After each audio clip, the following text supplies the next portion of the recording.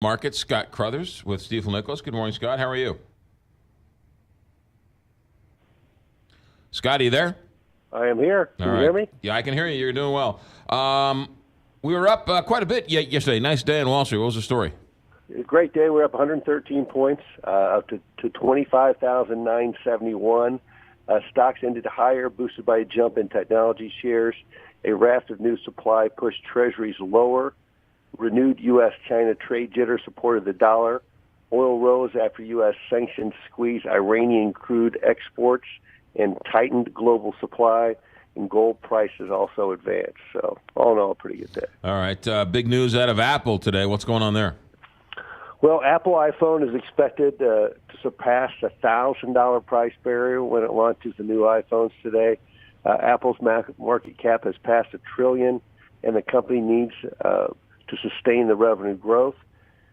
With the market plateauing for smartphones, one way to do it is to get people to buy more expensive phones. The phone will have a 6.5-inch screen with an edge-to-edge display called the iPhone X Plus or Max, and a price between $1,049 and $1,099 for a phone. It's really more than a phone. It's a walking computer. So it is. You are spending $1,000 on a computer that happens to make phone calls. So it's not just a phone, but I get your point. And that's a big news today. I'm sure we'll hear a lot more. Apple trading at near record highs, as you say, the first $1 trillion company. So what about the other $1 trillion company, Amazon? What are we hearing from them? You know, this is kind of a great story. Amazon plans to ship real 7-foot Christmas trees. What? Have them to you within 7 days of chopping them down.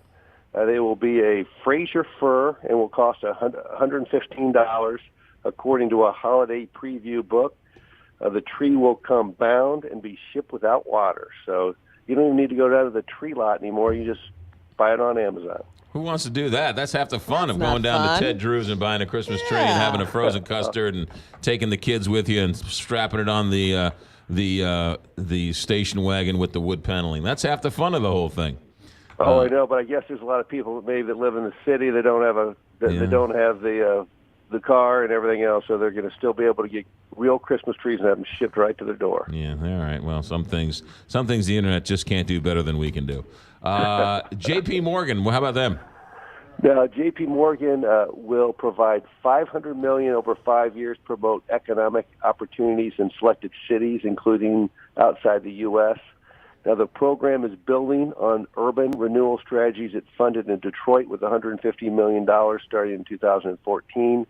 It has since taken the approach to Chicago with $40 million, Washington, D.C. with $25 million. Half the $500 million will be philanthropic grants. The other will be long-term development capital to teach like job skills, finance small businesses for women and minorities, and rebuilding neighborhoods. All right. What about the markets today after that nice little run yesterday? Well, it looks kind of flat today. The futures look up about 7. We get the producer price index, also the beige book, and then also President Jim Bullard wants the Fed to stop tightening monetary policy, and risking yield curve inversion. So we'll have to see all those different things come out and hopefully come out positive. All right. Scott Crothers, good work as always. Go back to work, and we'll talk to you tomorrow. Sounds great. Thanks.